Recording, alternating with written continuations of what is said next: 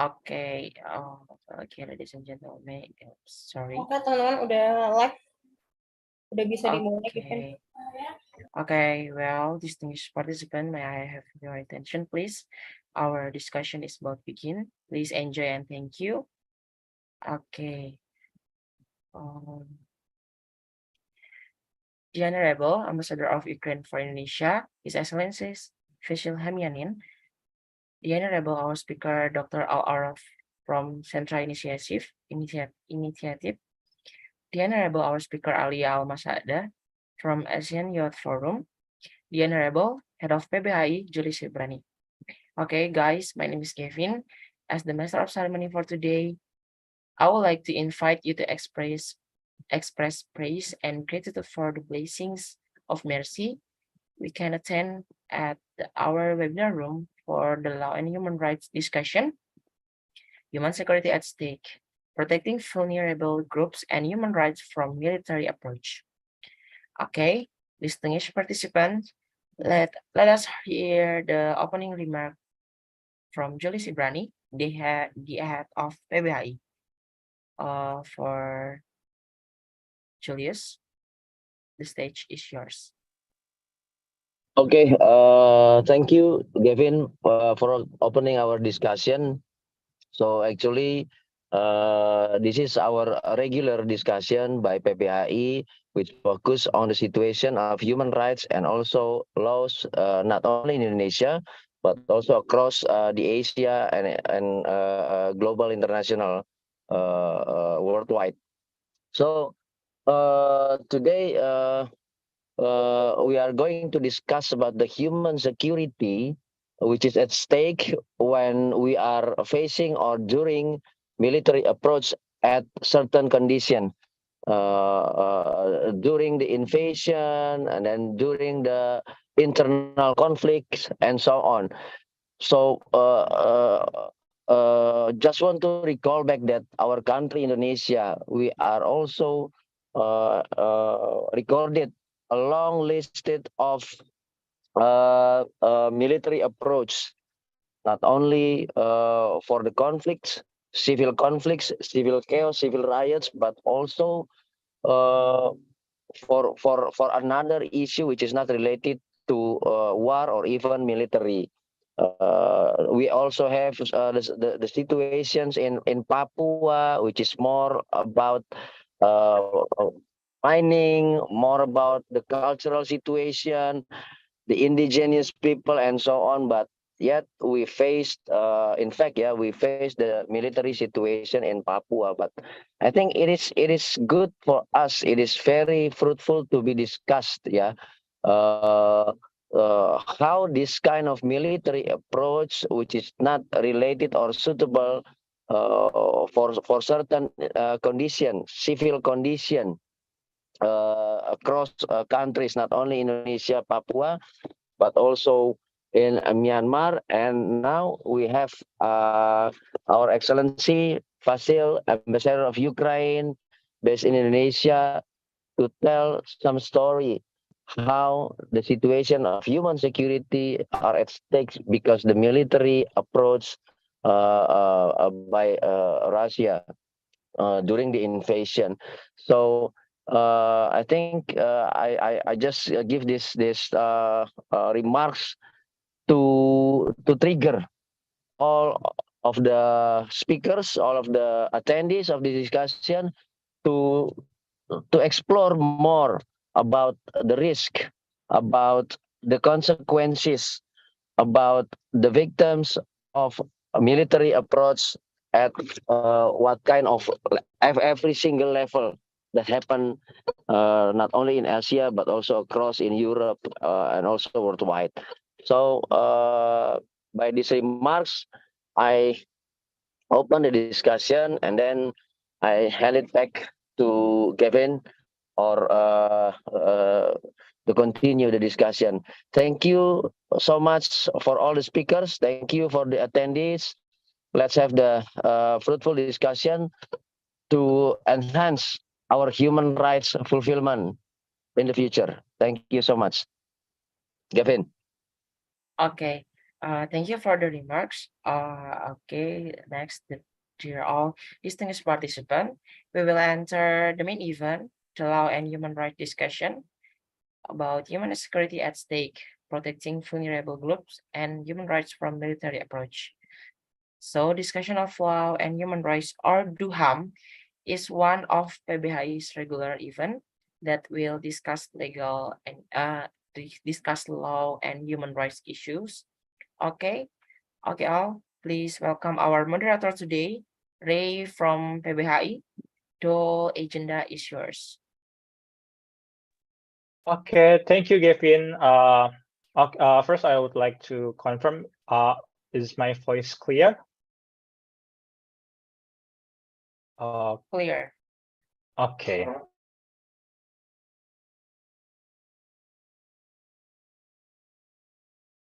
So let me share screen for a bit. Okay. Is it good? Can you all see my presentation? Yes, we can see the presentation. Okay, thank you. Okay, let's just start our opening brief. Okay. So, good afternoon again, distinguished participants. Let me introduce myself again. My name is Ray. Right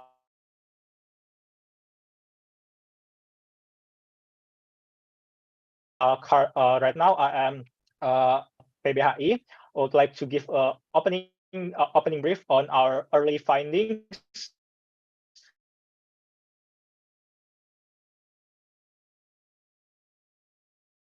about the human security by this found military approach. So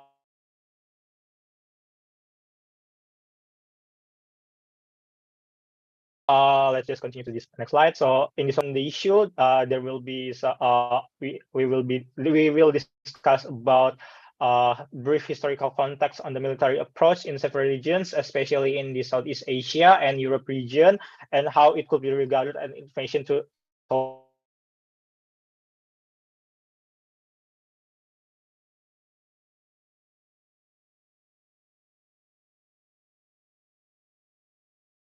towards human rights, and I will also discuss how it impacted the human security and the threats and risks posed by the military approach.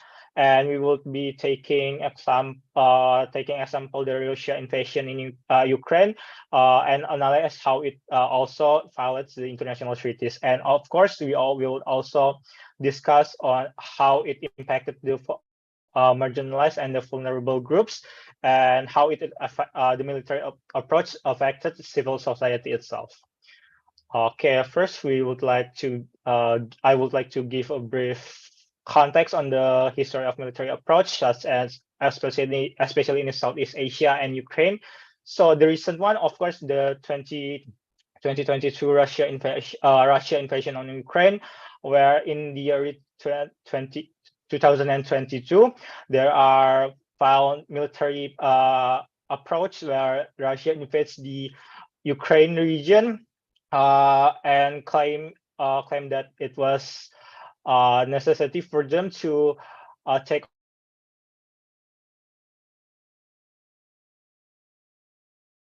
over their so-called are 2021 Myanmar military approach on safe space. There are found military aggression occurring there, and there are shrinking civic space that we should be aware of.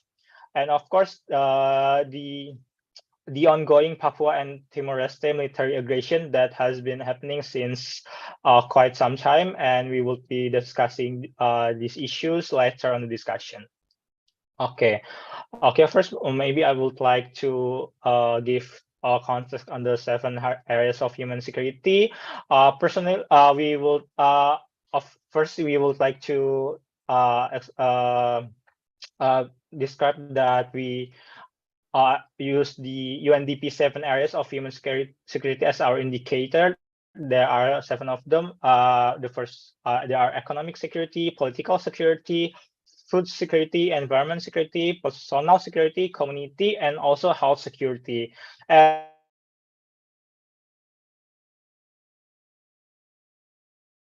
these areas are also in the regions that are affected by the violent military approach. And of course, we also like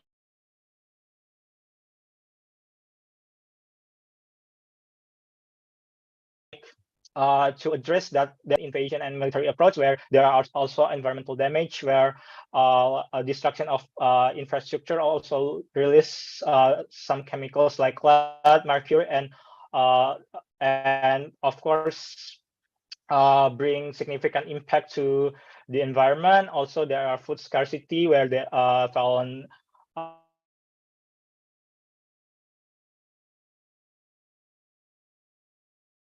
military aggression hindered the various level, and also the destruction of public infrastructure includes health infrastructure, where that cause civilians cannot access health infrastructure adequately, and there are also like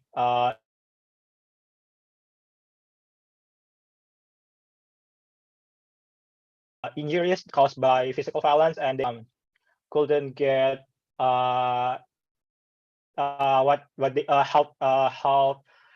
their health infrastructure, and how it could affect their their own lives. And also there are also civilian displacement, where vulnerable groups are displaced, how also forced to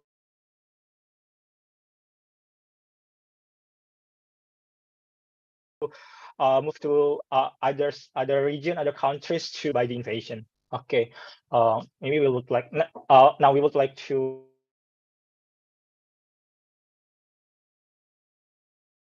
give context on how these had military approach cause risk of violence, where physical and psychological pain are inflicted upon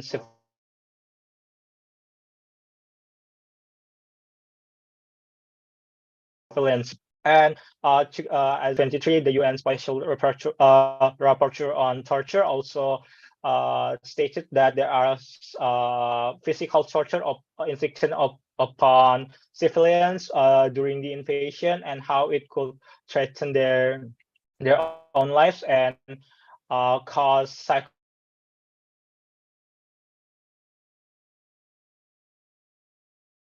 psychological and physical violations occurred in this military approach, while marginalized and vulnerable groups are threatened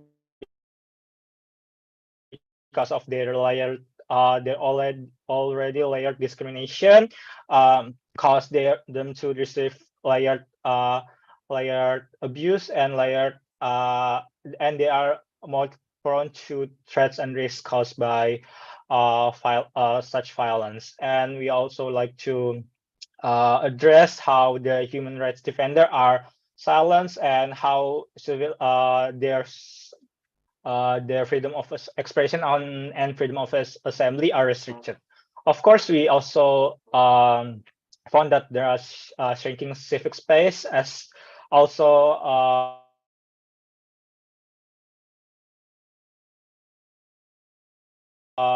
occur to the human rights defense. There are hindrance towards, as an example, there are hindrance towards various journalists to report the incident happening on the invasion and violent military approach. There are silencing of human rights defender, and there are like threats and risks, threats addressed to these people. And so we regarded this incident to cause increasing civic space in regions affected by the violent military approach. Okay, maybe we also want to address that this military approach also violates international treaties, and to be maybe to be exact, we would like to take example as the Russian invasion on Ukraine. as an example for our analysis. So there okay, maybe to clarify my point, there are several international treaties also has been breached, but we want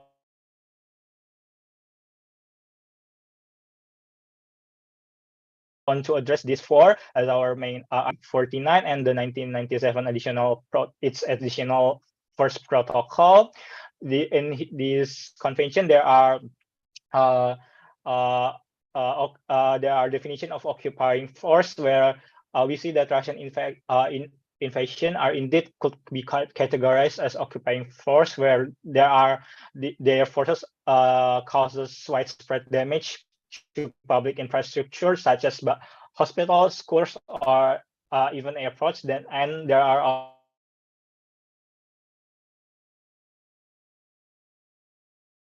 also civilians casualties. Treaties will be the 2015 Minsk agreement, the second agreement to be exact.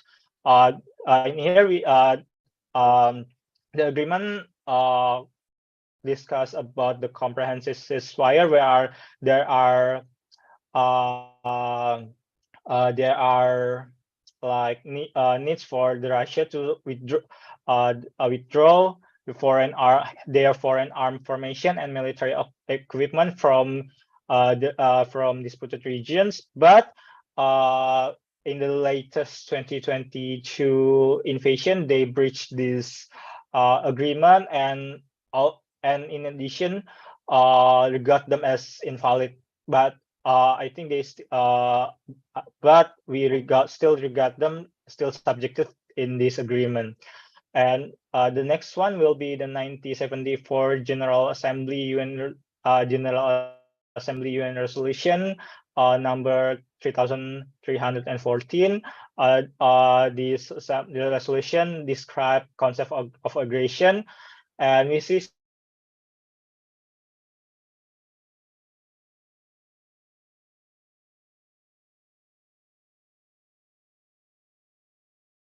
that the recent invasion. And of course, the next one will be Article 2.4 of the United Nations Charter about the use of force. We could also see here in Russia that they use the they exercise the excessive use of force and contempt to territorial integrity of Ukraine.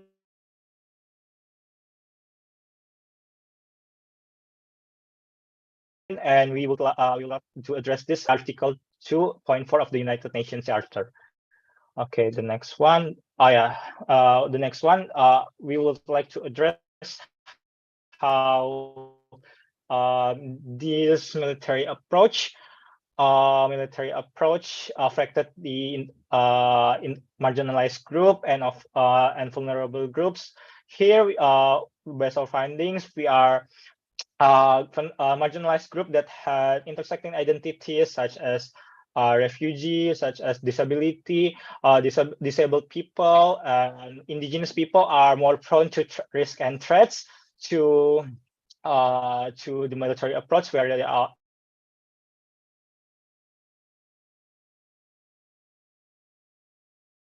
their already discrimination and cause them to be displaced and subjugated during the military approach. And we had to address their needs, also their rights, and because they are more prone to violence, more violence and more threats and risk. And of course, there are also repression towards human rights defender and various activists that express their disapproval against invasion. There are several arbitrary arrests towards various action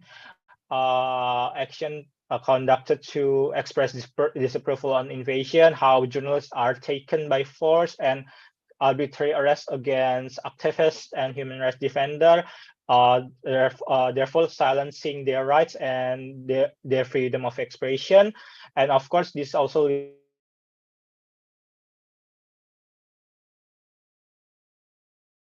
leads to hindrance of humanitarian activists and human rights defenders are arrested arbitrarily and they couldn't give proper humanitarian aid to vulnerable and marginalized groups.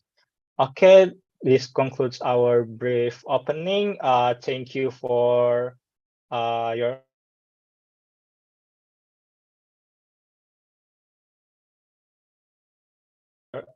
your move on to.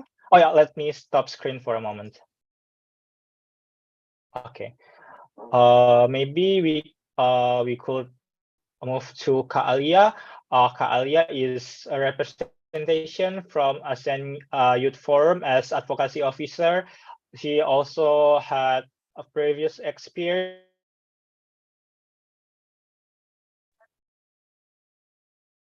in advocating for human security, how it threatens their human security and their human rights. Okay, please, Kak Alia, you may unmute. Thank you. Okay, thank you so much, Ray, and good afternoon, everyone. And thank you so much for joining our discussion today. And for my part, I would focus more on the Myanmar issues because that's what I've been working since I work with the ASEAN Youth Forum, and even when I did my studies during my master's since 2 years ago. So to start my presentation, I will share my screen first. Okay. Can you guys see my screen? Yes, yes. Okay. It's clear. Okay.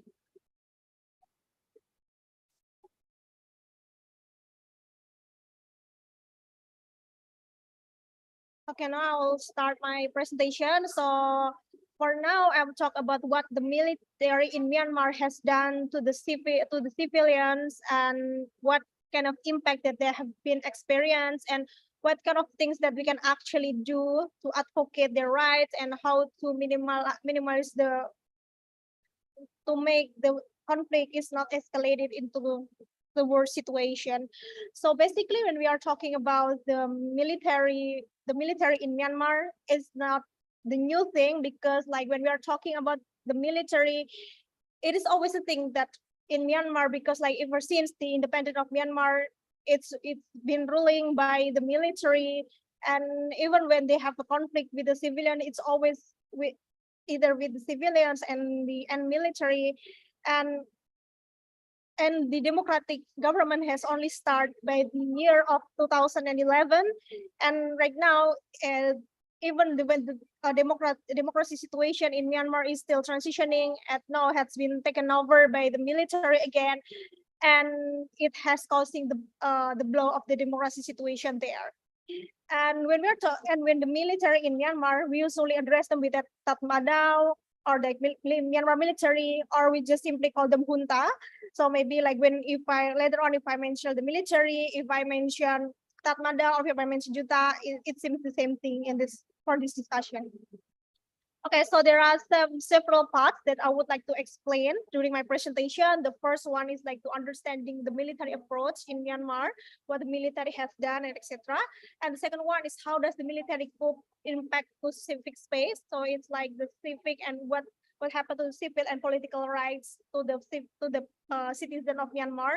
And the third one is like the threaten human security through the social political perspective and what kind of the insecurity that the people has been faced since 2 years ago. And the last but not least, because we also have like another huge military conflict in Europe, we also talk about the Indonesia stand toward Russia-Ukraine invasion, and especially to respond our defense minister Prabowo when he proposed the peace proposal addressing the conflict between Russia and Ukraine. And now let's move on to the first one. That actually the military approach in Myanmar is like the way of the use of the force power in order to take over the position of government or the political position in the country, because like given the history or like given how big the military power in Myanmar, the Myanmar itself at first ruled by the military. Military also has taken over major business in Myanmar, for example, like mining or any other industry. And now, of course, like the military coup that happened there is also one of the effort to take their political legitimacy back, like what they have done before 2011 and backwards. So, and also the second one is that they're not only trying to position themselves in a political position or like in the government position, but kind of sweeping all the political system by putting all the military official through the government as the government official and transitioning from the political from the democratic system into the more authoritarian system, that how the military works. So that is why during the coup that has been started on the 1st February 2021, is not only they announced that they will ruling the new government, but also they kind of arrest all the official democratically elected government that led by the Aung San Suu Kyi at the time. And then to ensure their to ensure that they gain like the absolute power in Myanmar in order to take their full absolute political position, they use the force power not only to attack or like detain the official government, but also to shut the people down, especially to whom express their disagreement toward junta. So like, for example, that we often heard about the arbitrary arrest or like the dispraise of the people movement, and also that the military official that surveillance the country all over Myanmar, they use their power in order to shut the people down.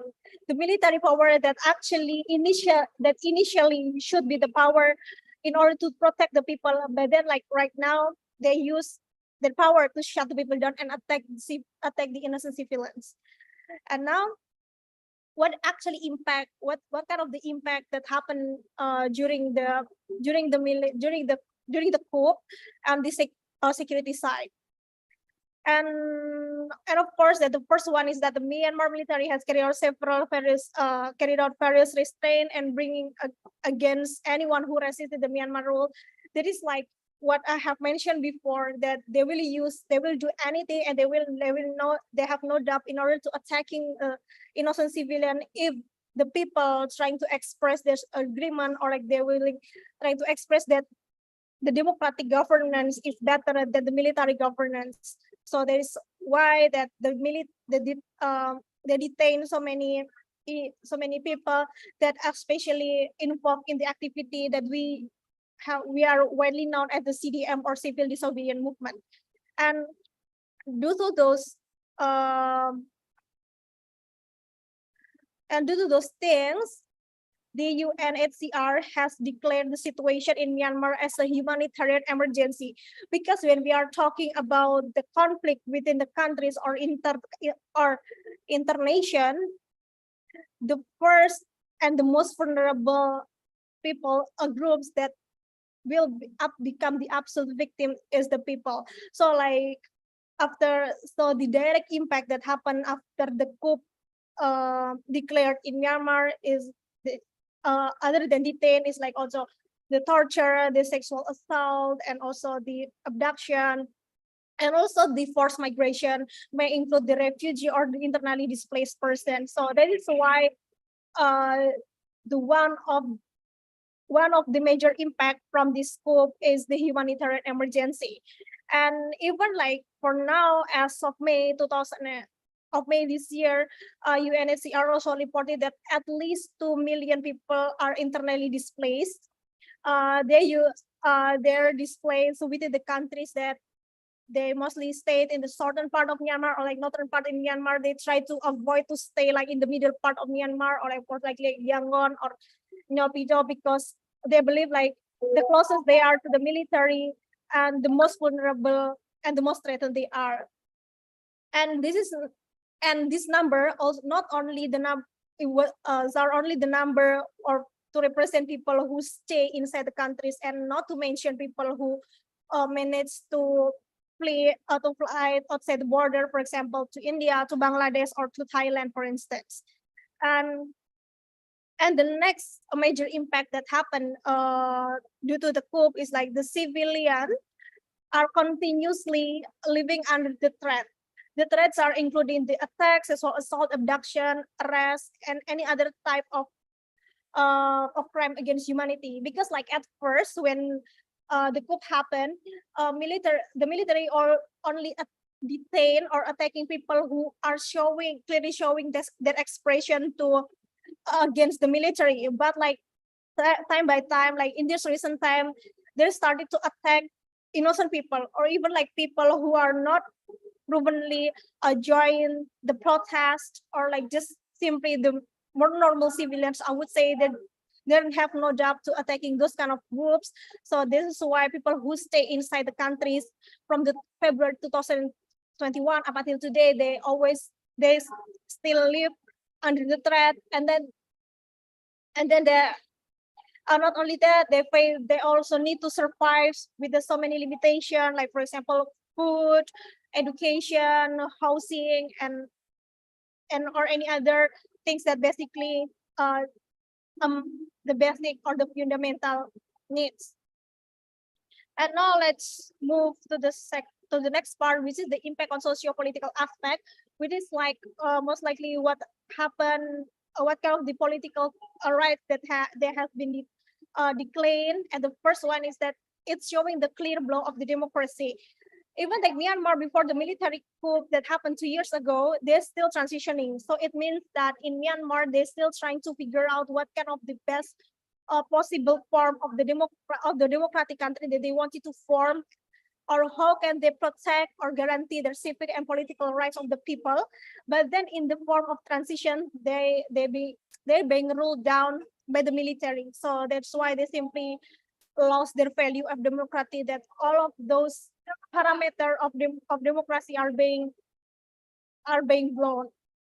And the second one is that the decline of the civic and political rights, which is like all of the rights that usually guaranteed by the ICCPR or the International Convention of Civic and Political Rights, and such as the freedom of speech, association, right to security, right of equal protection, and etc. Because like right now they live in insecurity, because they simply cannot communicate freely. They cannot get any protection.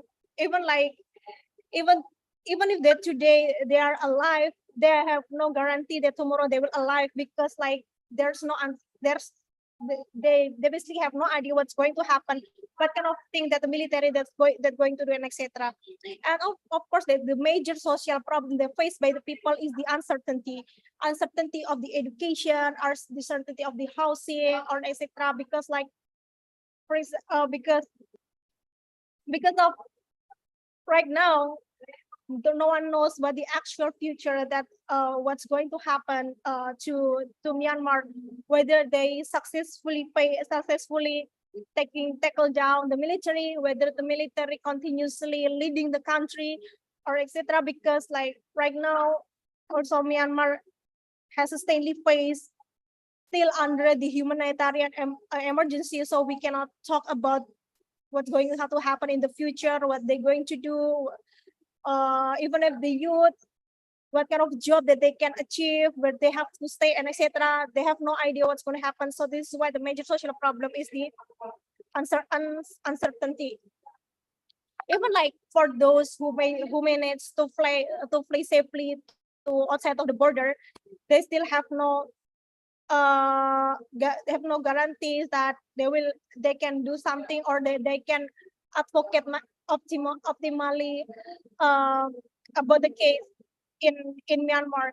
And especially after 2 years of coup, like people starting to lose the fire of advocacy, because like it's been too long and there is nothing happen, and also like there are many international communities starting to give up in a sense to advocating the issue of Myanmar. So this is why the uncertainties are getting bigger, even if the situation is still getting worse. So that is why us as the international community, like no matter how small things that we can do, we still need to keep the fire of the advocacy towards Myanmar case still on, because like in this situation, we still have like kind of deadlock in order to face the best possible way to give back the civic and political rights of the people in Myanmar. Okay, and now because like I have explained several things about what happened in Myanmar, and we can discuss later on. And now I will continue to what kind of the Indonesia stance in responding to the conflict in Ukraine. And especially when our defense minister Prabowo Subianto declared 5 points of peace proposal during the meeting a few months back. And at first, on the one side, we can see that at least our minister, our defense minister, trying to show or willing to show the solidarity towards the conflict in the Ukraine, and willing to participate in the peacemaking process in the region, because like we need to see that us as Indonesia, or like in this case our minister as an individual, really understand and really aware of what happened to Ukraine, and that's why the peace proposal came. But then like now we have the question that does the proposal work? Because like in the end of the day, this proposal doesn't really have like the significant impact, or like give the positive voice, or even like from the Ukraine side itself, they have so many disagreement against the proposal. And I would say that there are many things that have been like in this proposal that showing that how our minister doesn't really understood what kind of the magic problem and what is the most effective solution there, because like the proposal not to look seems to hit the strategic position both in the war zone or the Indonesia's position itself, because like one of the major things that Indonesia is trying to propose is that how us as the international community trying to force the Russian military to leave Ukraine, and how addressing the humanitarian cases. And what has Prabowo addressed, like for example, is that kind of ending the war, but showing that Ukraine has given up, or like Ukraine has lost the war. But of course, the thing is that we need to understand is that Russia is the one who started the war. So this is the reason why that the most effective solution is that how us can propose the best possible solution to force Russian military to leave Ukraine. And also, even if Indonesia trying to show the non-partiality side of the situation in the Ukraine, we need to focus more in addressing the humanitarian crisis, because both for the humanitarian aid and also addressing what is the possible way to treat the refugee or the internally displaced people after the conflict in the Ukraine. That should be our one of our priorities. But that thing can fail to be mentioned by our minister. So that is the reason why I think that the peace proposal has a good initiative, has a good deed in order to participate in the process of peacemaking, but it failed to hit the most important part in order to avoid the conflict to be escalated. And I think that's all from me. I think we can move to the next speaker, and we can continue later on the discussion if you guys have more things to know about the conflict. Thank you. Okay, thank you. Yeah, thank you for your presentation. I absolutely agree that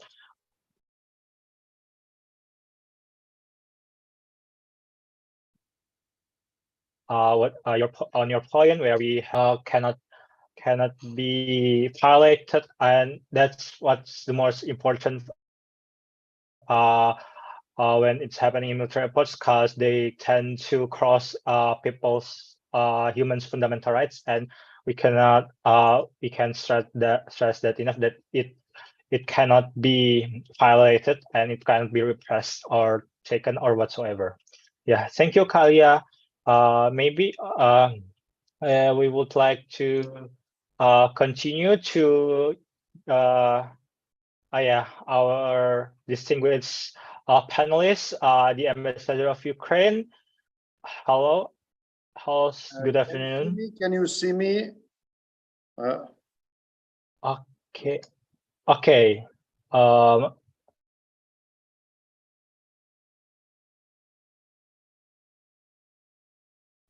I think, sorry, I think your camera is still off. Okay, it's okay. It changes all the time, so thank you so much. Yeah. Yeah. Okay. Okay. We would like first to give an apology because there are technical difficulties on the link given. We are truly sorry, and of course, okay, maybe let's just continue the discussion. Okay, the floor is yours, Excellency. Your Excellency, thank you. The floor is yours. The floor is mine. Thank you very much. Well, it was very unexpected and very sudden proposal from Prof. Algot yesterday. So, well, I didn't like make special preparations, especially taking into account that I just have 15 minutes.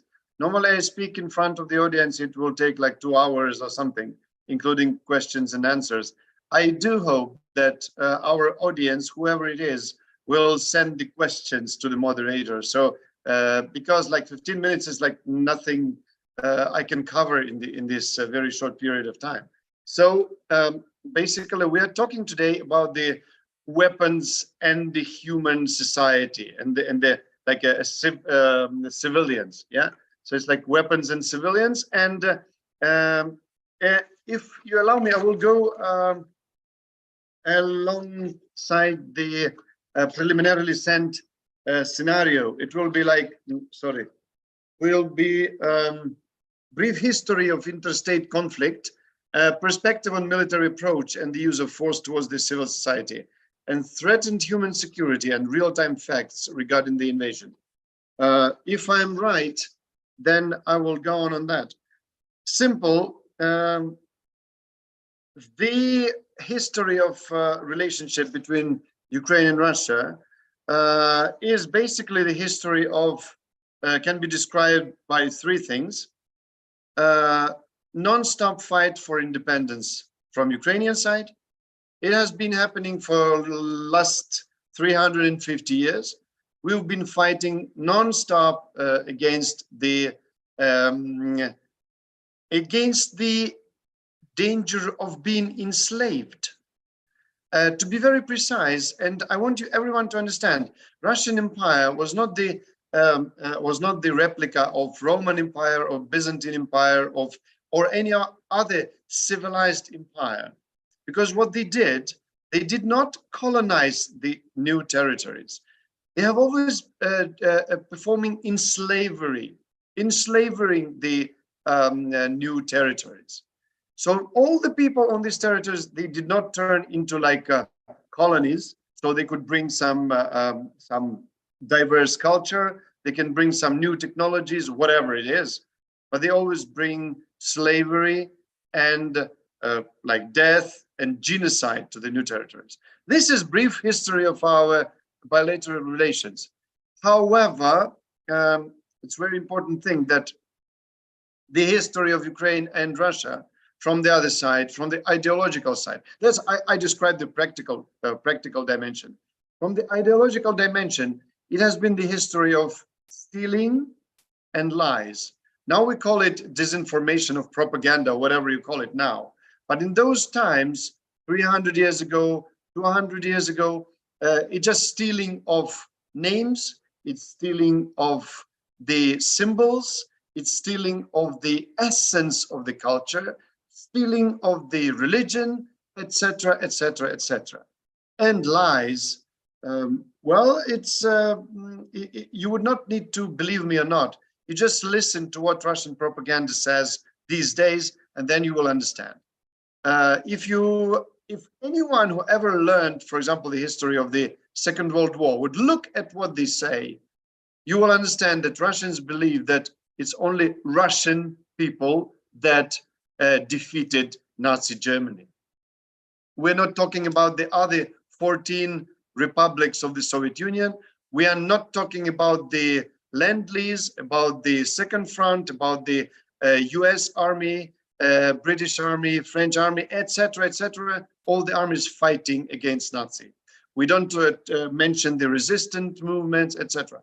So that's what is the essence of the history. The historical background, very brief, and the latest use of force, use of military force by Russian military machine in Ukrainian territory proves one thing. The purpose is genocide and enslaving the remains of the population on this territory. Nothing more, nothing less. Very simple. So, what are the in practical dimension? What are the methods? What are the tools Russian military and propagandist machine uses against the civilians in Ukraine? There are some. First, straight and direct military attack, attacking the civilians, artillery, cannons, bombs, missiles, tanks, and other ammunition, non-stop shelling of the civilian objects. Second is the, we call it terror, which can include, again, various layers of this. Torturing, mass executions of the people, blackmailing of the people by catching the children and torturing the children, so to plant the terror into the hearts of the people, of the local people, so they would turn into slaves, obedient and not able to resist. Third is the psychological pressure. It's the like a part of propaganda and ideology. The people come to your home armed and dangerous, and they kill your family and they rape your family. At the same time, they tell you they came with a mission to liberate you, to help you get rid of this so-called whatever regime. This is a very strong psychological pressure, and this is really confusing to the rest of the world, because the propaganda is no less dangerous than the physical military equipment and weapons, because it will let the global community to believe somehow, or if they want to believe it, yeah, that nothing bad is happening. The Liberation Army of Russia just trying to help someone and someone and someone again. And they don't use the weapons against the civilian population. So again, in this military threat and military attack, physical military attack against Ukrainian civilians, the core component is ideology and propaganda. Without this, it will become useless. It will become very inefficient, because no one will believe it. No one will accept it. And the last type of the I would say the military threat or psychological threat is the non-ending, non-stop bombing and shelling of civilian objects, especially at night. So people could not sleep. Every day they go to bed. The whole Ukraine goes to bed like nighttime. Midnight, the air alarm starts, because the threat could come from the south, from the north, and from the east. And then people just could not sleep normally. And day by day, through months, people got exhausted, people got disappointed. And beside of that, they still have the ability to hit some object. So finally, we have casualties. Finally, we have this, and people are supposed to be panicking and to be afraid.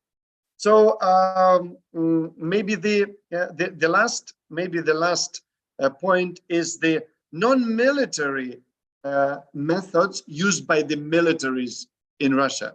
Is, for example, the last examples is the military destruction of the Kakhovka Dam that led to the massive floods and led to the 700,000 people do not have access to the fresh water, to food, to medicines, to anything else.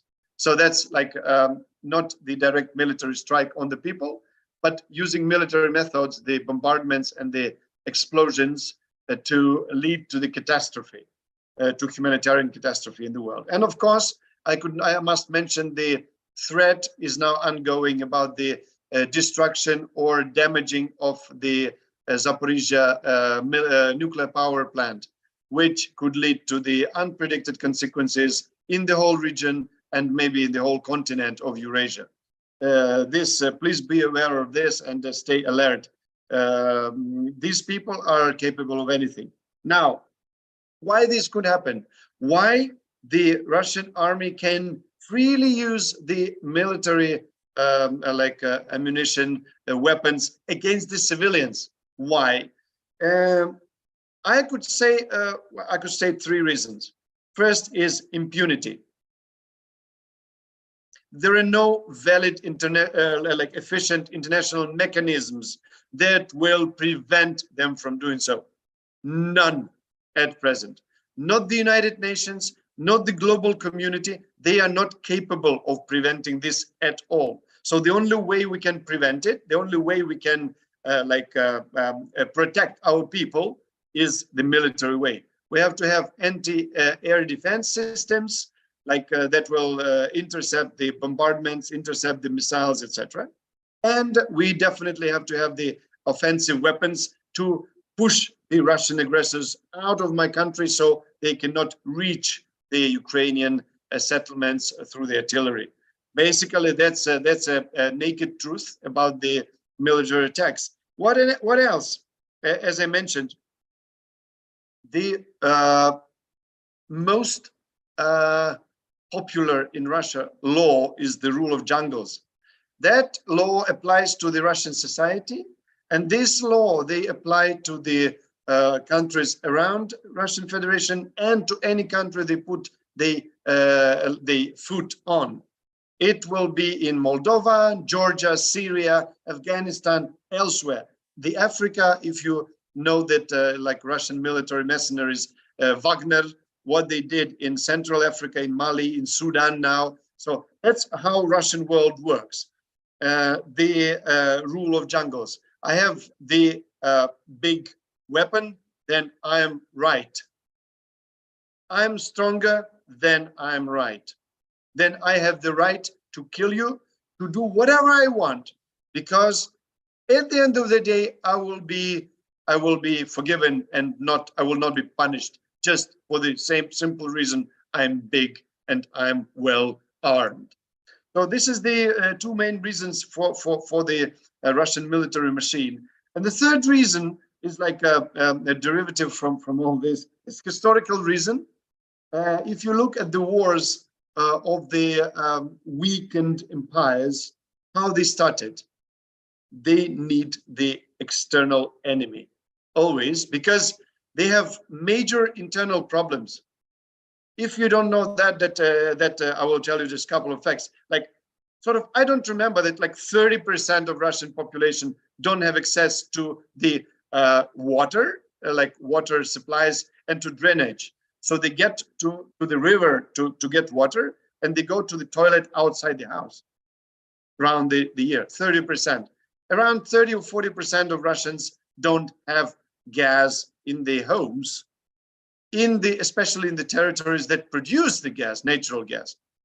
Around 30%, I don't know how many, don't have access to electricity, etc., etc., etc. So having massive problems inside the empire and not being able to resolve it because of corruption, because of just neglection, because of the elites who don't care, they start to distract the attention of the population onto the other regions and find the external enemy, which is like Ukraine in this situation, but could be anyone in this world.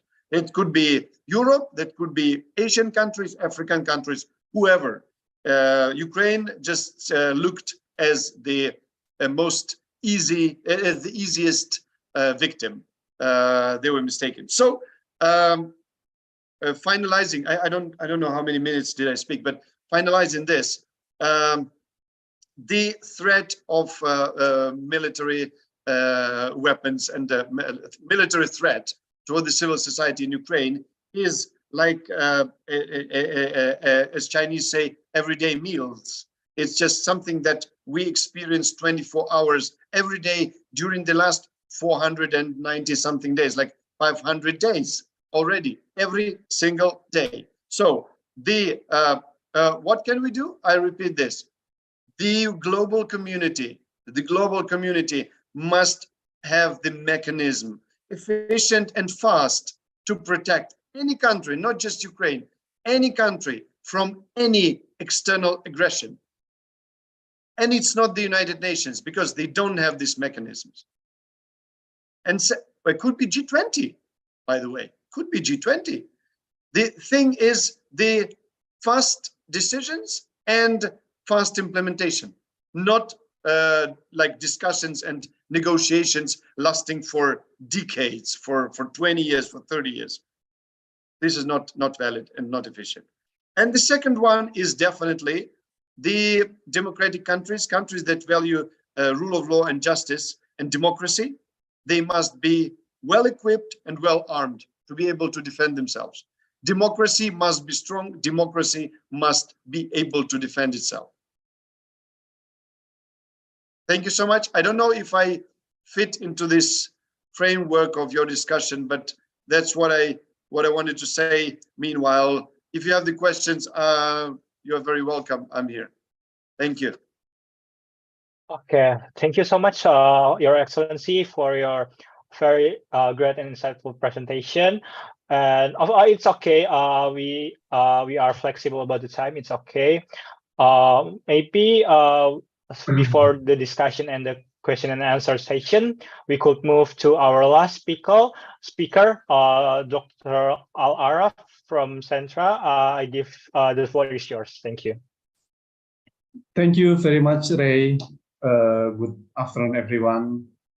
Before I begin, I want to thank PBHI for inviting me to speak in this forum with such wonderful speakers, especially Ambassador, on such an important and urgent topic as human security. Along with this opportunity, I would also like to express our deep concern and sympathy for Ukraine's ambassador and all Ukrainians who have been fighting against Russia invasion. We sincerely hope that peace will return to the Ukraine. As we observe the world today, we can see that we are confronted by major challenges in human rights and human security issue. We can see that in one hand, we have ongoing Russian invasion to Ukraine, while on the other hand, let's us not forget that we just got through from pandemic and we are in the constant threat of climate disruption, and it all threatens humans and makes the topic of human security become critical. So PBHI tried to discuss about the important issue on the security today, that is about the human security issue. And I will discuss about the first is about the human security first, and the second I will discuss about the Papuan conflict, and last about the statement of our Ministry of Defense. that become controversial in Indonesia because of the proposal that mentioned by Ministry of Defense. Let me show my slides first.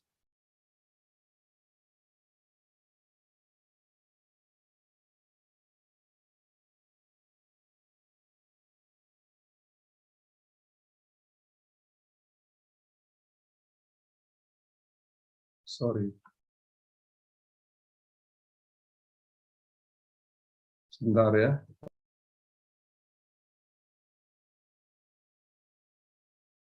Meanwhile, Pak Alaraf, greetings from Yang Mulia Pak Yudi Krisnandi.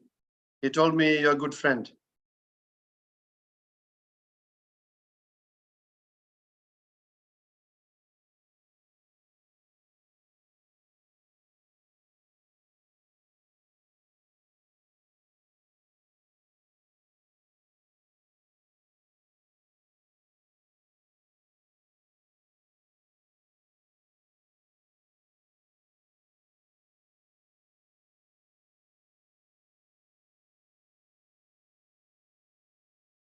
Hello, Mas. Do you have any difficulties?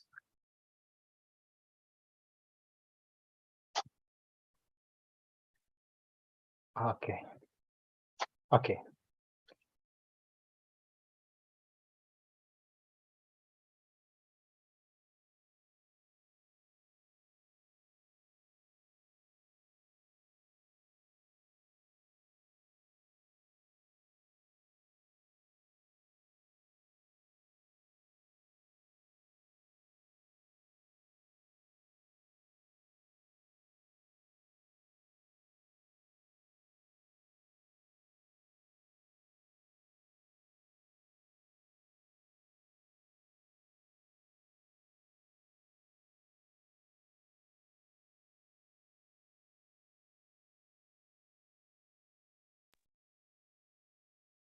Okay. Yes, we know that today we have a problem on the issue of human security in Indonesia, also in the global issue. And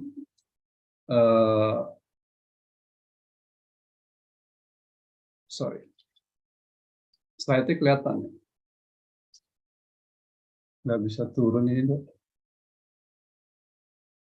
We know that after Cold War, and we see that there's the bipolar system collapse, the issue of democratization, human right, rule of law is very increasing in the in some country, including in Indonesia. You know, after Cold War, we have a commitment to, as informally, to strengthening humanitarian and non-conventional issue at the international level. So we learned that in the past, especially in the Cold War, that we have a problem on the issue of human rights, including Indonesia and other countries. So after Cold War, we have commitment to strengthening the issue of the humanitarian. And because of that, the non-state actors are increasing playing a role in the international system, not only state. Yeah. And because of that, the issue of the security also more have a wide definition, including on the issue of the human security. And we can see that after the Cold War, actually, in the global context, we can see there is more intrastate conflict occur in many countries, like in East Timor and Papua, rather than the interstate conflict.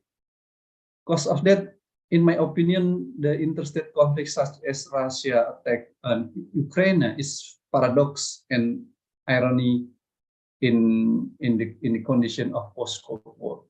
Yes, but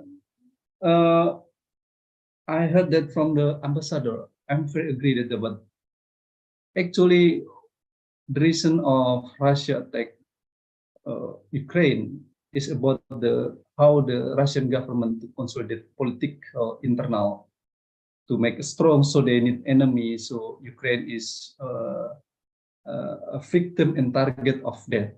And if we read again the book from the Alfred Stepan, what the ambassador said that is seem like the Alfred Stepan theory that if some country have a crisis in internal government, so and inside government, inside country, so they need enemy to make political consolidated inside country. So they attack Ukraine. So Alfred Stepan said this. Maybe I read the book 20 years ago, and when I heard from the ambassador, one of the reason is correlated with the theory. Next slide. And you know that there's this, the PBI give me issue human security, Papua conflict, and the Ministry of Defense. So I make slides, so many slides, but because only 10 minutes, I try to focus on the human security concept. First, we know that in 1960s, yes, there's a psychologist from Canadian. The name is W.A. Blatz. Blatz is proposed that the world need to reinterpretation of security. Security not only the state as a reference object, but also actually security should focus more on protecting individual security from all form of social, economic, and political threat. In his book, Human Security in Some Reflection, actually Blatz tried to criticize the concept of security that only focus on the reference object is only on the state. And Blatz said that actually the more important actually in individual security. But you know, this book launched in 1960. In that era, the idea was not accepted by international relation expert, because the dynamic of the Cold War had a place security studies more focused on the state security, territorial integrity, and increasing military stage, such as nuclear weapons and so on, is one of the hot topic issue in the Cold War era. But the human security in the Cold War era is not interesting issue in the internal relation, in the security studies, in the strategic studies, and so on. So Blatz, the proposed interpreting of security actually is not strong rather than now. The issue of human security is one of the critical issue in the world. But when UNDP in 1994 tried to give concept about the human security, and it's very simple that UNDP's perspective said that human security actually is a situation in which children do not go hungry, disease do not spread easily, jobs remain available, ethnic tension do not turn into violent conflicts, and the environment is maintained. Human security is not related to weapons, but rather concern human dignity. Jadi, so the core value of human security actually is discussed about the human dignity. In the conflict of Myanmar, and also about in Ukraine, and also in Indonesia, we actually discuss about how to concern about the human dignity. So it's very good concept, human security, even until now in the analyze from others groups or individual, that human security is contested concept. But for me, human security is very good concept, because he tried to deliver about the issue of the human dignity. The human security in UN agenda, the concept of human security was officially discussed at the UN Millennium Summit in 2000, following the statement by the Kofi Annan, UN Secretary General at the time, that Kofi Annan said the world must address the issues of human security, development and human rights simulation. If not, our efforts will be in vain. Humans will not feel safe without development and will not feel development without security guarantees. Humans also will not feel these two things without respect for human rights. So the second value of human security actually respect and promoting to the human rights issue. First is human dignity, and second is how we promote the human rights. So the essence of human security actually is freedom from fear and freedom from war, means that security issues should be direct at effort to ensure the fulfillment of human needs for security and guarantee that humans can obtain their necessity of life.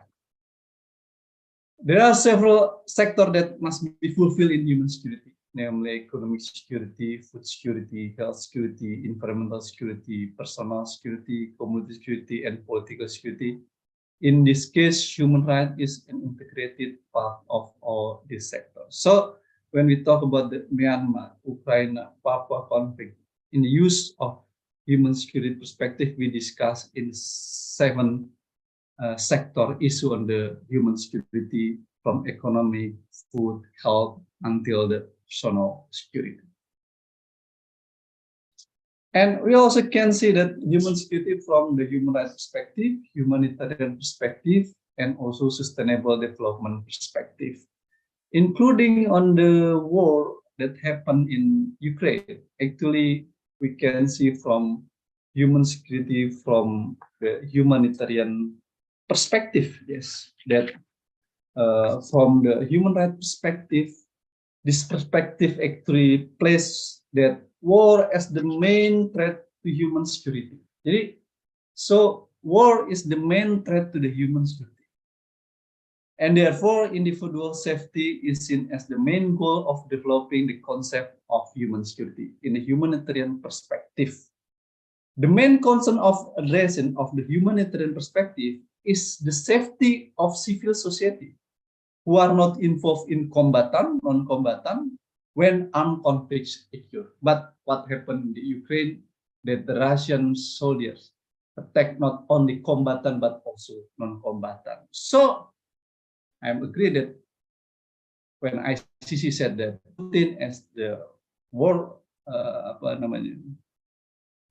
become a problem in Ukraine and there's a war crime in Ukraine, I think I agree with that, because according to human security perspective, in the name of war, you should have a distinction between combatant and non-combatant. What happened in the Ukraine, that Russian aggression, invasion, attack not only combatant but also non-combatant. So this is war crime actually, what happened in Ukraine.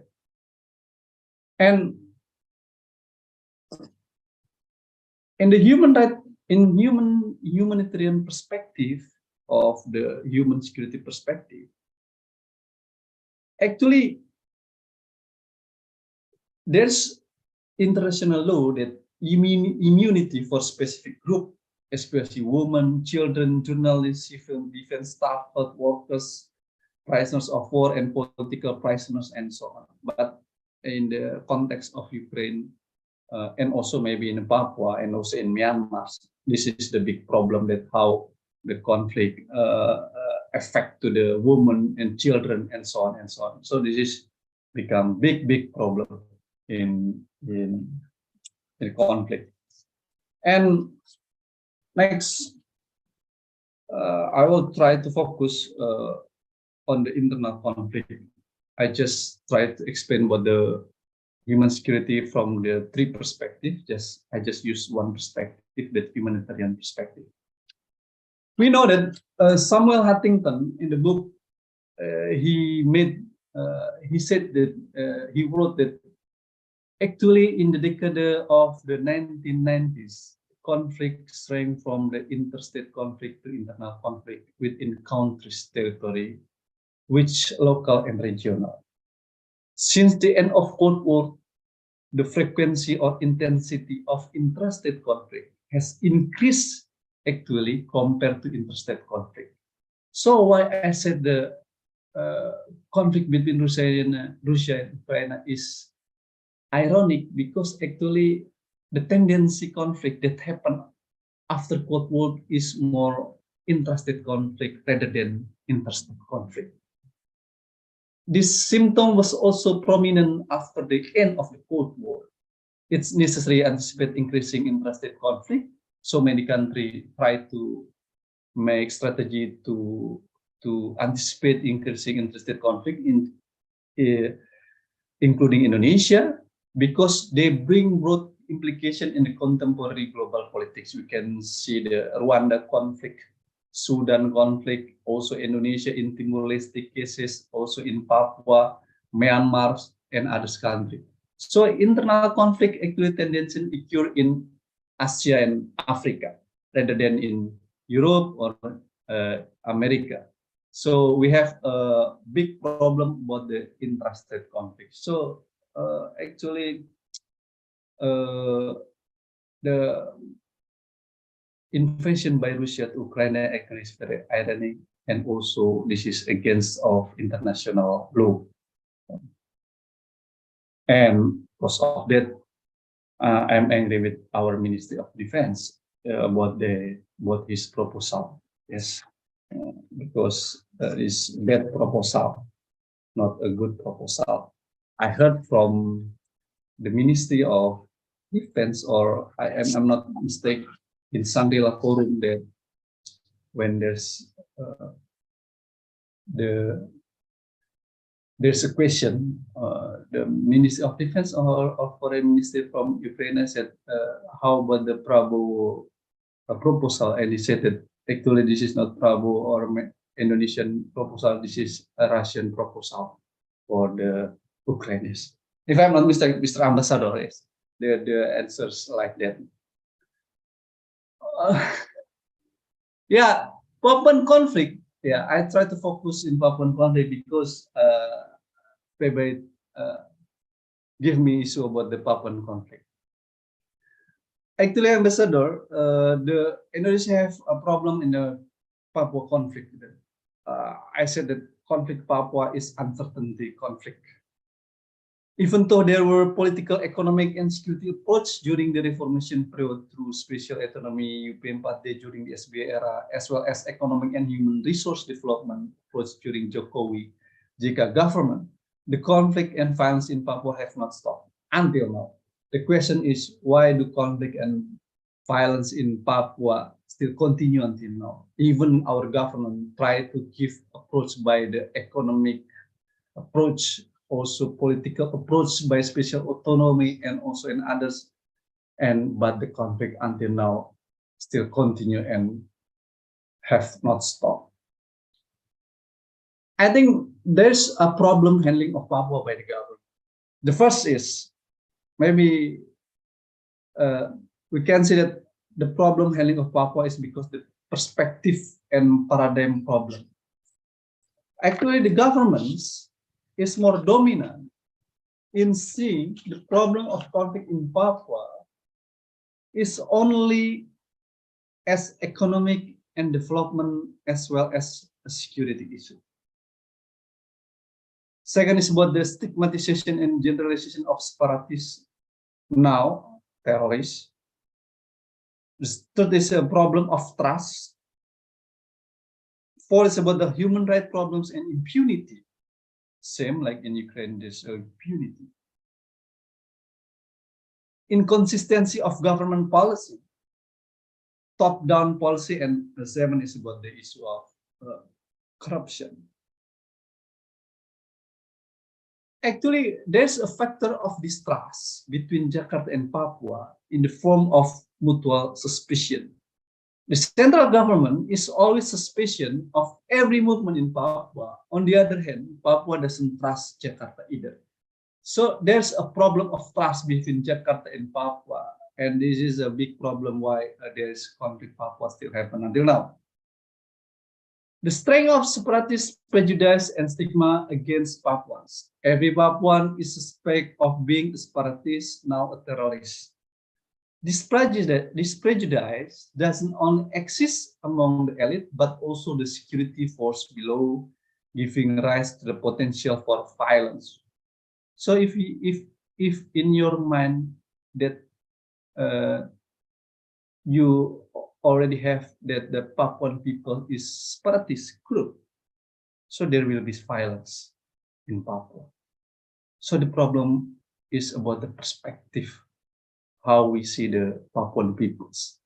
According to me, that government and also the security apparatus still see that the Papuan peoples is separatist group. The stigmatization and generation of separatism in Papua has exhibited the existing conflict and strained this feeling of distrust. And the security approach until now still continue. There is maybe 13,000 troops in Papua. So it's a big troops in Papua. There is a big military operation also in Papua. And the security approach is still ongoing through military operation and law enforcement. The stigma of separatism make the solution prioritize a security approach through military operation and law enforcement. The security approach in Papua emphasized the paradigm of state security. Meanwhile, the security of citizen, human security, which emphasized the human rights dimension, is ignored by the government. So the perspective in Papua context, the government used the more than state security rather than the human security approach. The implication of security approach is the loss of life in the community, security forces, and also in armed groups. So there's so many human rights violations in Papua because of the security approach that used by the government until now. And today, government also use the labeling of terrorism in the Papua conflict. I don't know why they use this. Maybe they try to, in other conflict and in other country, they also use a terrorist group or the separatist group that they hope maybe government have support by the international community, because the separatist group is part of terrorists. But I think the international community know that this is only the Indonesian strategy to handle about the Papuan conflict. On 29 April 2021, the central government decided the armed criminal groups, KKB and affiliate organizations in Papua as they suspect terrorist and terrorist organization. In my opinion, labeling terrorism doesn't answer the resolve of the conflict, but instead exacerbate the conflict in Papua. This labeling further emphasizes and strengthening the choice of conflict resolution, which is being carried out while prioritizing the security approach and not the path of dialogue. This condition actually has further exacerbated the distrust of the Papuan people towards the Indonesian government. In fact, the government should build an approach that can generate a sense of trust and not the other way around. For the conflict of Papua, I think the labeling of terrorism is just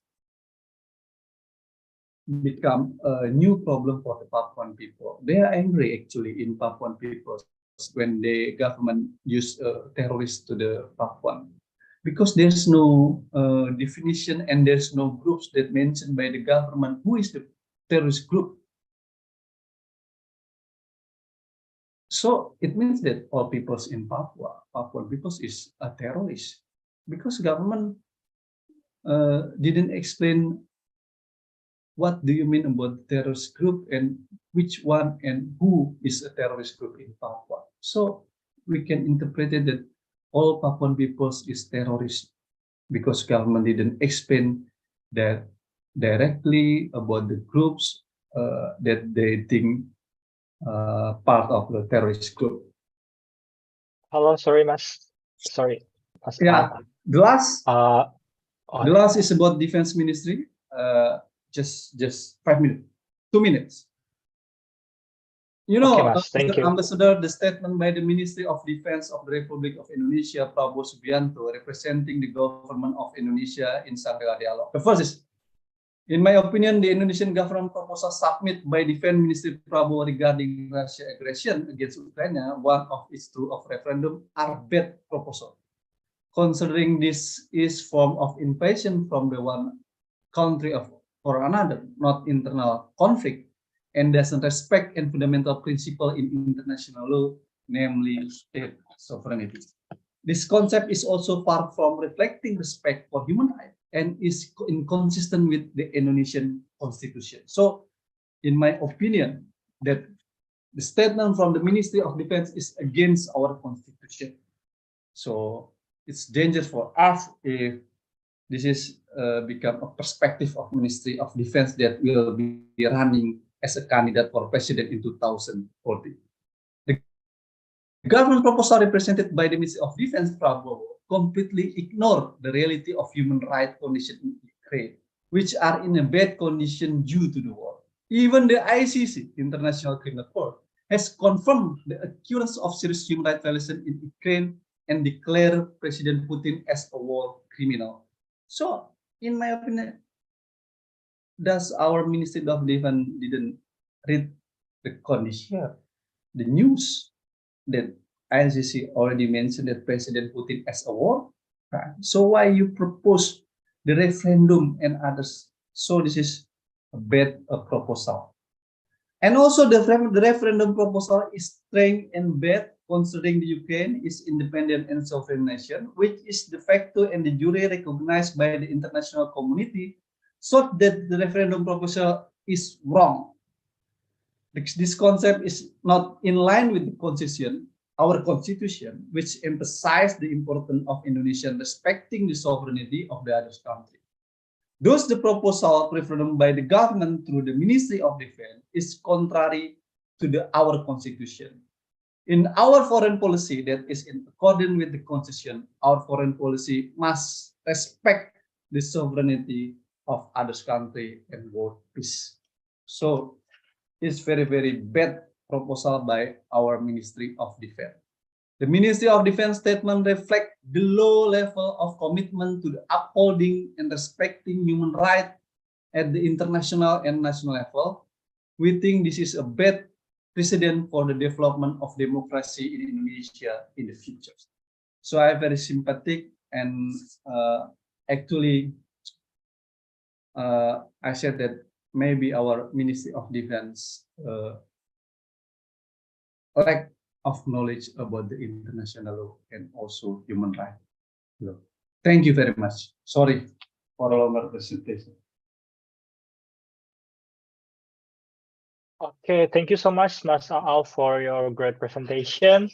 Maybe without further ado, let's dive into our discussion session.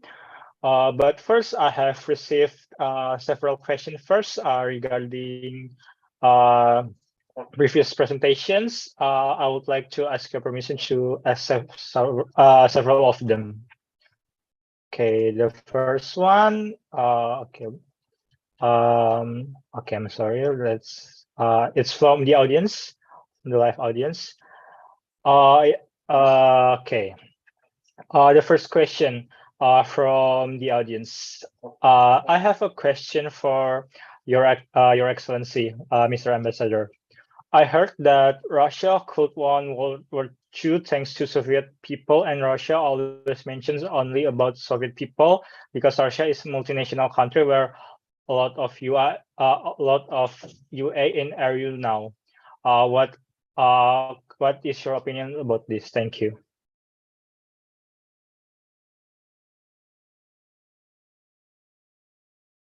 Sorry, I did not hear the first part of the question. Russia is Okay. what? Russia is claiming. Okay. I have a. Let me repeat the question. I have a question for Your Excellency, Mr. Ambassador.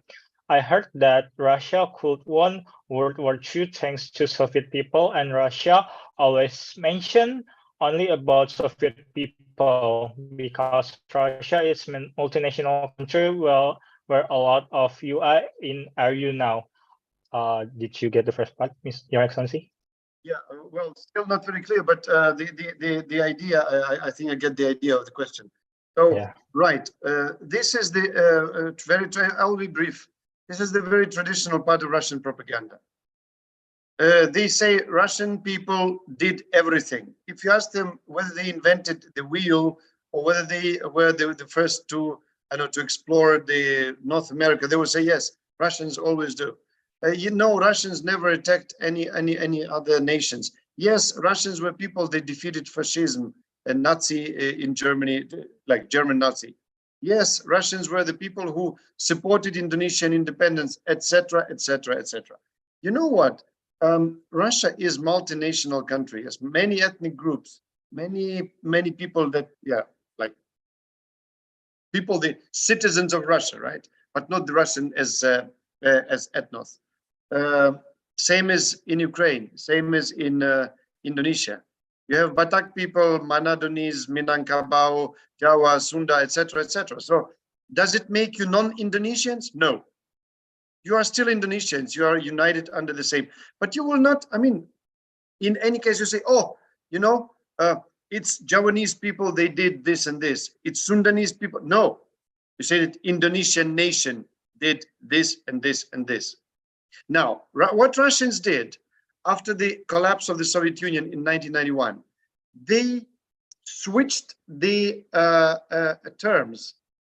So now they present Russia as the only one and only and unique heir of the Soviet Union.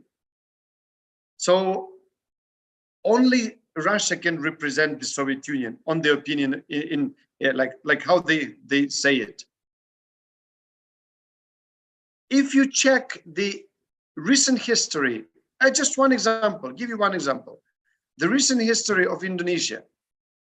It was Ukrainian delegation that raised the issue of Indonesia becoming the full right member of the United Nations. In 1946, it was Ukrainian delegation that raised the issue, and Ukrainian delegation in the UN that fought for this. And until the exception of the Indonesia to the United Nations in 1949, we didn't stop. Second, Russians always say, oh, Russia helped Indonesia a lot to build up. It was Russia that helped Indonesia to build the like Masjid Istiqlal, this iron and steel plant, stadium, the roads, some enterprises, and nobody knows that exactly it was Ukrainian engineers that were leading in the iron and steel plant. There were Ukrainian designers that designed the stadium, and then road building is the profile of Ukraine, and has always been. So plus there were representatives and technologies and engineers from the whole 15 republics. That's what Russians never say. So if that was the question, we must be clear about one thing. There is no such a country as Soviet Union anymore. Now, what Russia is very different from the Soviet Union. Very different. First, it's smaller. Second, Soviet Union was like a dictatorship, like a dictator state. Soviet Union was authoritarian state, like very close and isolated state. So Russia is very different. When after declaring independence, it like promoted the values like democracy, like freedom of speech. Russians started to travel around the world, started to make trade around the world. So everything, it was open. It opened, right?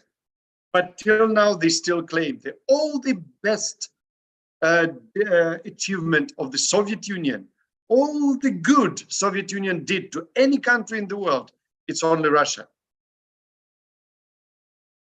This is simply not true.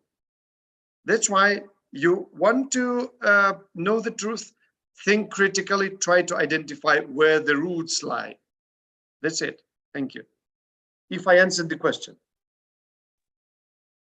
Okay, thank you so much, Your Excellency. I think we could move on to the question number 2. This is also addressed to Your Excellency.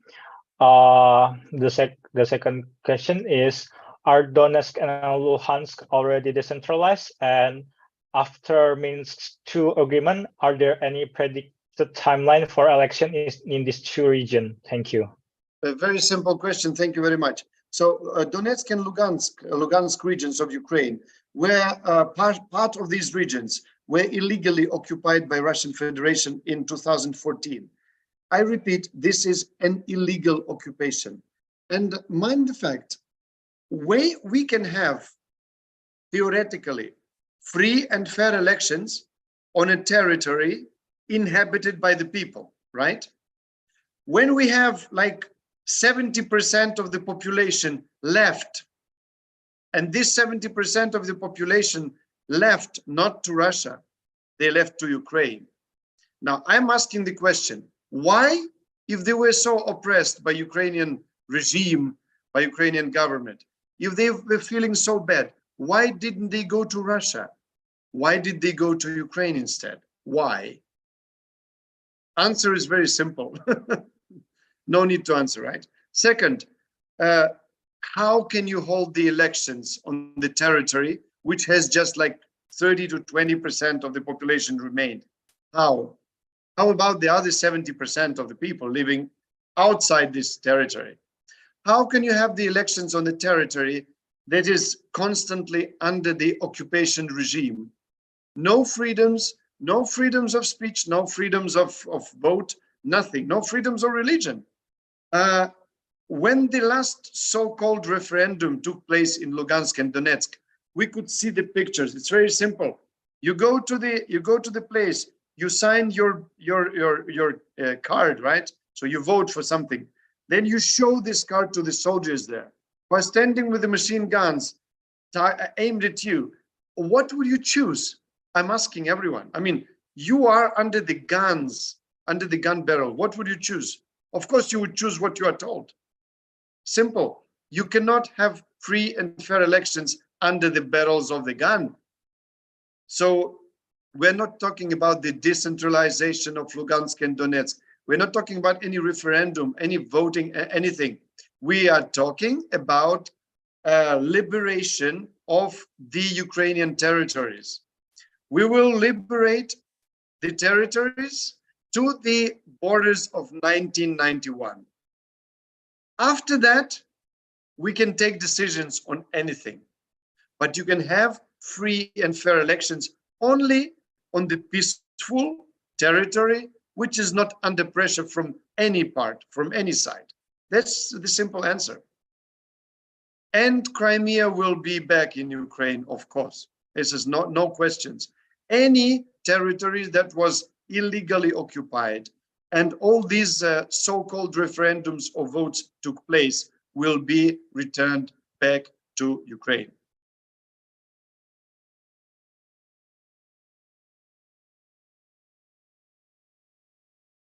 Okay, thank you, Your Excellency. Maybe we move to the last question from the audience, and these particular questions are for all of the speakers here. The question is how human security approach could be prioritized in conflicted areas, and how does it implemented in international intervention? Thank you. Okay, maybe we could start from Kak Alia, please. The floor is yours. Okay, thank you so much, Ray. Responding to the question, I would say that how we prioritize the human security is that the most important thing is that how the country are recognize the human rights value at first. So is it like it really depends on how at first it can be done through the law enforcement, with it starting from the how the state can recognize the human rights and then how the country can ratify several important human rights convention, and then how it implement into the national law, and then like how those regulation can be implemented, and then it how the stakeholders, including the duty bearer, including the NGOs, or any other involved parties, can educate the society about how important in recognizing the human rights values at first, because like it's kind of not, I wouldn't say pointless, but it's like when we are trying to recognize so many things, but then like the value is not spread out entirely, I think it's kind of waste, because like we also need to shift it, the perspective that rather than always pushing the crisis as a humanitarian crisis, we also need to recognize it as the human rights crisis as well. So like the way we approach the conflict or the issues can be more sustained rather than just give like the short-term solution.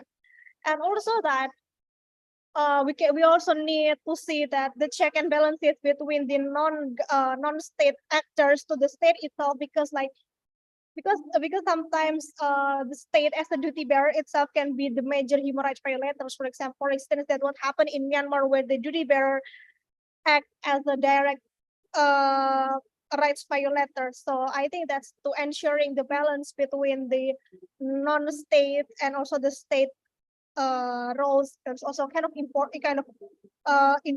So like, for example, that when we do the human rights reporting, such as the shadow reporting, is also like one of the good way, like in ensuring whether the state is upholding the human rights value and also the implementing and protecting the civilians as good as they should be, or they haven't reached to that level. Okay, I think that's all for me. So is there any second question to follow up that statement, Ray? Or is it enough? Okay, it's enough. Thank you, Kaalia. Maybe Okay. thank you. Maybe from Mas Al and Your Excellency would like to respond to Kaalia first. Yes, I think that I agree with what Ibu Alia said. On my opinion, because we now experience this. Historically, the only international body that was created to solve the critical problems of the humankind was the United Nations. It was created after the Second World War, exactly to prevent the Third World War, to prevent the confrontation, and to be able to resolve the human rights issues, that sort of issues efficiently and in a most fast manner, because these issues cannot be delayed. I mean, it's about human lives, right? So now the United Nations is paralyzed.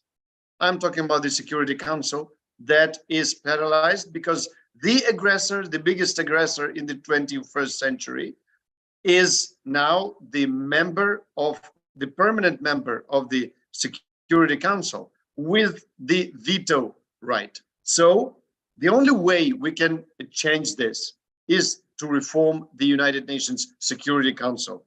The only way. I don't see any other way, because anything else is non-efficient. Anything else is slow. Anything else is not supported globally. UN is something that should be supported and trusted globally. Unless we can trust the United Nations, nothing will be efficient, or nothing will be more efficient than that.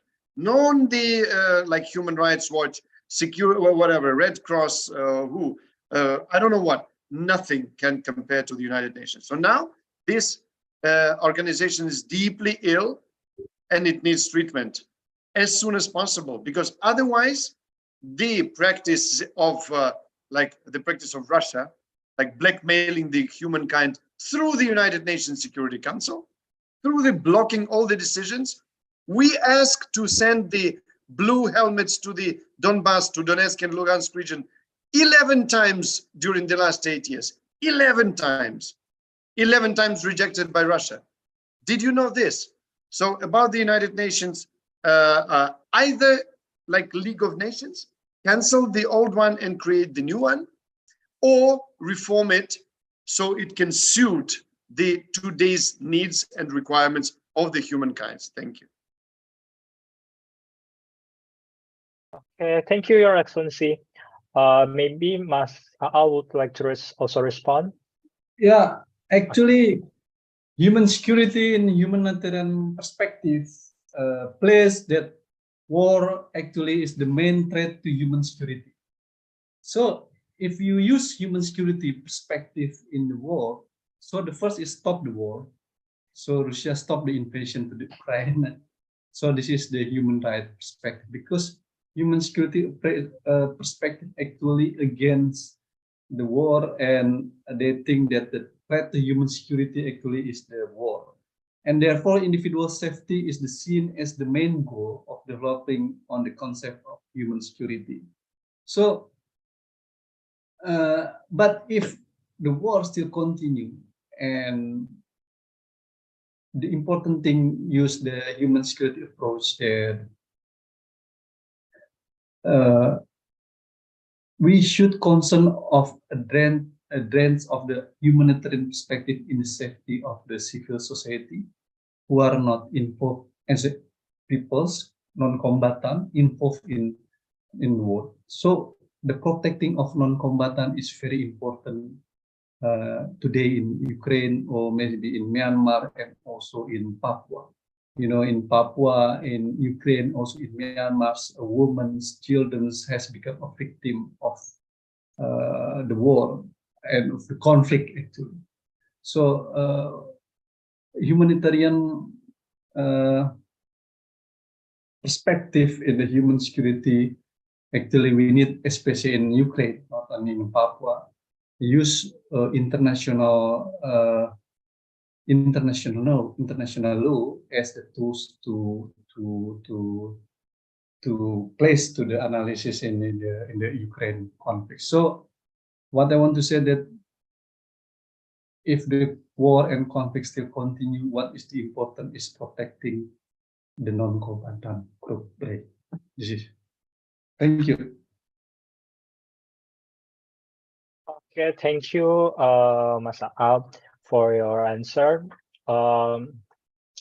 Thank you so much for our speakers. Maybe we could, maybe from head of PBHI, Mr. Julius, do you have any something you want to add first for this discussion?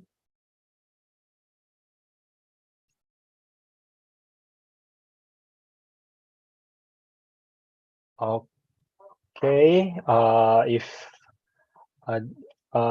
there is none, maybe we could move on to the discussion session. So for speakers, you are the floor is yours. Do you have anything to discuss? Maybe about the military approach conducted in regions of your focus, and how do you think it should be handled, and how do you think we could like to get together tackle this this problem from your own perspective? Thank you. Maybe we could start from there. Maybe from Kalia first. So in related with the human security, here is like I say that when seeing the conflict in the situation like what happened in Myanmar or like what happened in Indonesia, in the case of Papua, for instance, that I think that in the some points we can meet like sort of deadlock situation, because like when the state act as the violator itself, and when we have to solve the conflict within the countries, there are no other stakeholders or like involved party that have enough power to fight against government. And for example, that what happened in Myanmar, even when people talking about like collectively fight the military just like can brutally shut the people down by the use of military force and etc. So I feel like in responding to the crisis like this, even though that we have like non-interference principles or like the country need to solve the conflict within itself. But I feel like the international community also need to contribute, either that it's UN bodies or like the international societies or like NGOs, CSOs, and etc. need to also contribute more in responding to the crisis, because sometimes that like when the people, we have the willingness to fight, but sometimes we don't have enough resource, or like we don't really know how, or like we need to have like the larger or like broader access to actually fight for their rights. So yeah, I think that responding to crisis is not only the responsible of several group or like several actors, but I feel like it's also one part of our responsible as well. Thank you, Kalia. I completely agree that these military approaches are a threat to the 7 areas of human security, and we must take immediate action to tackle this kind of approach. Maybe, Your Excellency, do you have anything to add? Adding to this, I would say a very important thing, as we should not mix up the situations in different countries, in different regions. Because I'm a historian, so I did PhD in world history. So I can say very confidently that there are no copy-paste situations in the world. Everywhere something is different. The reasons, the motivation, the paradigm, the metrics of actions, etc. So, for example, like situation in Myanmar, human rights violations, it's after all, there is no external invasion into this country. So this is a bit different, right? For example, I give you just something to think about. How about the human rights situation in some such countries as Iran, in North Korea? How about the Belarus? So the countries that are not in crisis, right? As we can say, we are not discussing them. Myanmar is in crisis. These are not. But is the situation with human rights in Iran is like fine? Provided that quite recently we had massive protests of the people and massive killings of the protesters, etc. So yeah, it's something we have to think about. As for the international conflicts, I repeat, we need the UN blue helmets. And if the UN blue helmets were sent to Ukrainian territory in 2014, to Crimea and Donbass, I assure you, we could avoid this massacre that Russia started 2 years ago easily. So the mechanism is here. We don't need to stand on philosophical approach. No philosophy here. It's very pragmatical, very concrete, and actually very simple to understand. Okay, thank you, Your Excellency. Maybe Mas Al, do you have anything to add also? Yeah. I just want to ask to the President Joko Widodo to explain to the public about the position of the Ministry of Defense confined in this international forum. Yeah, bearing in mind that the issue has become the focus of the public and international attention. So I asked to Jokowi to ask the Ministry of Defense Prabowo about the proposal, because we think the proposal from the Ministry of Defense is against Indonesian government policy about the Ukraine, and also the proposal is against human rights and against our constitution. Thank you. Okay, thank you, Mas Al. Maybe Kalia, do you want to respond first? Pardon? Thank you. Sorry. Do you want to respond first for this discussion? Do you want to respond first? Oh, sorry, what was the question again? Because like I was catching up No, with something. because Mas Al and Your Excellency are pointing out several points that they want to make, and do you have any like response to that, or? I think it's good for me. Okay. Okay. Thank you, Kak. Thank you, Kak Alia. Maybe if there are no any other question, Yeah, maybe we could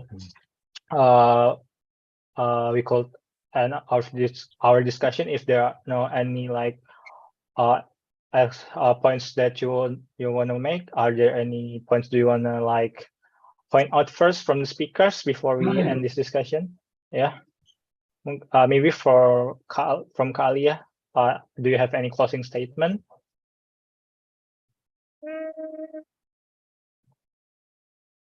As I mentioned earlier, that human security is not just one or two people's job, but it's like but it's also our job, regardless who we are or where we stay.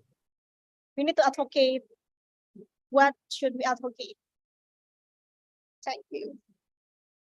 Okay, thank you, Kalia. Okay, Your Excellency, do you have an closing statement? The floor is yours. Thank you. Very simple. After all, in any conflict, in any war, in any aggression, those who suffer are the civilians, and especially the most vulnerable parts of the population: women, children, elders, disabled people. So in any war, in any conflict, in any clashes, we should remember this. And I think if the approach of the world community, of the global community of the earth, is starting through this focal point, then we could avoid a lot of discussions. We could avoid a lot of empty, groundless proposals. We could avoid the wasting of time, because where human rights are violated, there is no time to be wasted, because these are human lives.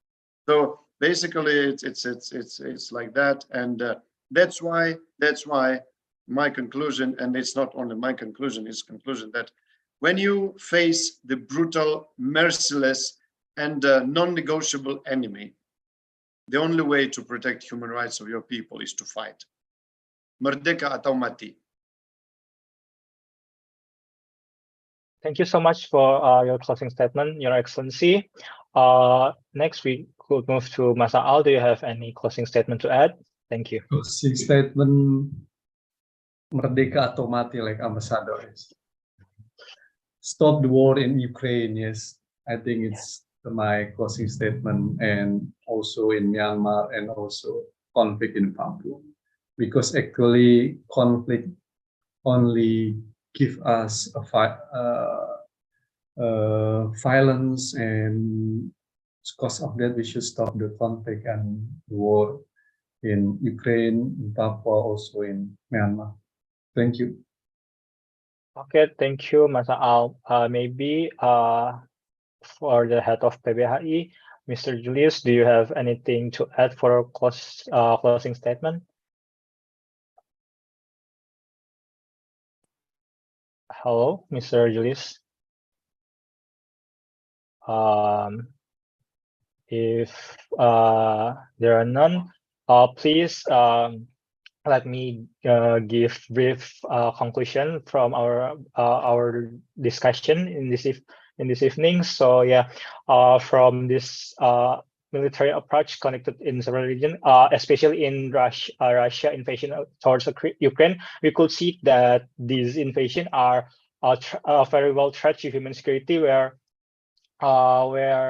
human rights are at stake, civil lives are threatened, and there are several impacts to the human security itself, from the environmental damage, from loss of life, from loss of public infrastructure, and how it also impacted the vulnerable and marginalized groups, and how lives are threatened in this invasion. And we should take action to tackle this foul military approach and to tackle this invasion, to fight for our life, to guarantee human security for the civil society. Maybe that's all from me. I would like to give many thanks to Kalia, Your Excellency, Masa Au, and also Mr. Julius for participating in our brief discussion this evening. Thank you so much for your time and for your participation. I couldn't thank you more, and may we meet again in different occasion. Oh yeah, first, before we close our discussion, maybe we would like to have a brief documentation session. So I would like to give the floor back to my friend Gavin. Thank you, and I also apologize if I said something that that's wrong or not accurate enough. I apologize for myself, and if any of my team had any mistakes during the discussion. Thank you. Okay, thank you, Ray. It's a good discussion. Okay, we would like to our panelists on cam, and we are going to photo session. Mas Al. Yeah, our panelist is Mas Indra is our interpreter today. Okay. So okay, wait. Okay. 3, 2, 1.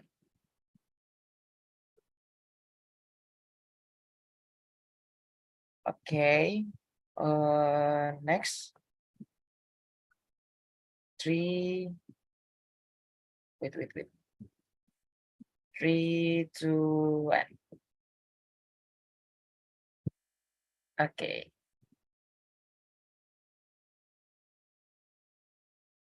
Okay. Okay.